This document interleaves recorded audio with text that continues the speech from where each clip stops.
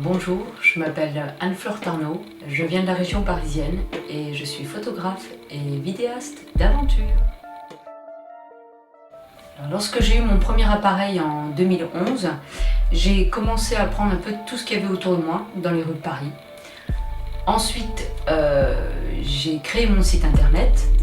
À l'époque, j'étais au Cours Florent et du coup, c'est là où j'ai proposé en fait mes services pour réaliser des books comédiens à tous mes potes. Et j'ai eu des super bons retours. Et à ce moment-là, j'ai participé à des concours internationaux comme le prix Virginia, Lance Culture, Fish Eye Magazine aussi. Et j'ai été sélectionnée pour la série Dead Zone pour le magazine Compromise. Voilà. Donc c'est là où vraiment j'ai commencé à prendre la photo et je suis autodidacte. Alors le number one, c'est Mike Horn. Voilà, l'explorateur, l'aventurier. Son parcours me fascine et aussi sa façon d'être et aussi de transmettre à travers ses expériences, ses expéditions, le dépassement de soi. Voilà, c'est ce que j'aime beaucoup. Ensuite, il y a Hélène Grimaud qui m'inspire énormément parce que c'est une artiste, une musicienne de métier et elle a réussi justement à créer une fondation qui s'appelle Wolf Conservation et elle s'occupe d'une meute de loups. Donc évidemment ça me concerne, j'adore, ça m'inspire. Alors j'ai commencé l'écriture avec mon premier one woman show. J'ai écrit donc des personnages assez différents, un peu dans l'esprit du comédien Elise Moon. Voilà. Ensuite, j'ai composé et écrit un premier album qui s'intitule Moonwalk, que vous pouvez écouter sur SoundCloud. Voilà. Et là, en ce moment, je suis en train d'écrire et de monter un dossier pour réaliser une série documentaire animalière qui traite du loup, ma grande passion. Voilà, sur 5 épisodes et ça dure à peu près 26 minutes. Voilà. Alors quand j'étais plus jeune, j'aimais bien Etienne Dao, Johnny Hallyday, Sum 41, voilà, quand j'étais ado. J'aimais bien aussi écouter du classique et des musiques un peu ethniques, musique un peu du monde. Et au jour d'aujourd'hui, c'est aussi plus ou moins la même chose. J'aime bien écouter aussi des artistes indépendants. Je trouve qu'il y a beaucoup d'artistes à découvrir sur internet et qui n'ont pas forcément signé avec des gros labels.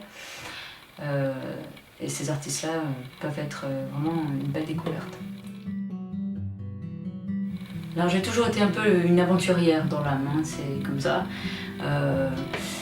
J'ai fait le Kilimandjaro, j'ai fait le Mont Midi dans les Alpes, pas mal de courses à pied, aussi des courses en escalade, en extérieur. Voilà. C'est vraiment l'état d'esprit du dépassement de soi que j'aime et qui me plaît.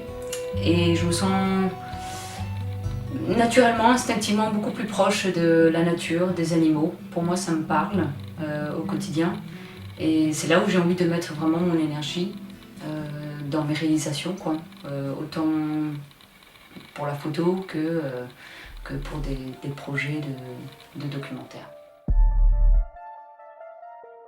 Alors oui, j'ai 2 souvenirs de shooting que j'aimerais partager avec vous aujourd'hui. Le premier, c'est celui de la Fashion Week à Paris. C'est vraiment là où j'ai appris l'aspect technique de la photographie. Et le deuxième, c'est lors d'un voyage que j'ai fait en Allemagne de l'Est, à Neuschönau, avec le photographe animalier Michel Ravicki. Et on a pu photographier pendant une semaine une meute de loups et un couple de lynx. Et à partir de ce moment-là, j'ai commencé à étudier l'éthologie sur le comportement du loup parce que pour moi, c'est juste une grande passion, quoi. Alors, 2 injustices. Le premier, c'est l'abandon des animaux, que je ne supporte pas. Et le deuxième, c'est le braconnage au profit de l'être humain. Voilà, je trouve que ça, c'est assez dégueulasse. Et à mon avis, pour résoudre tout ça, déjà, je pense qu'il faut quand même soutenir toutes les associations qui tentent d'améliorer les conditions des animaux qui sont abandonnés. Et pour ce qui est du braconnage, je pense que c'est au gouvernement de vraiment trouver des solutions et de donner des moyens de subsistance pour que le braconnage s'arrête, quoi. J'ai un livre là avec moi que j'aime bien lire de temps en temps, hein, c'est pas comme un roman. Ça s'appelle Plan de sauvetage émotionnel. J'aime beaucoup ce livre. Ils disent comment transformer souffrance et confusion en énergie libératrice. Et voilà, ça fait du bien de lire ce genre de livre. Et donc le seul passage que je vais vous lire, c'est très très court, hein, et c'est de William James, c'est une citation. « Les êtres humains peuvent changer leur vie en changeant leur état d'esprit. » Et c'est tellement vrai.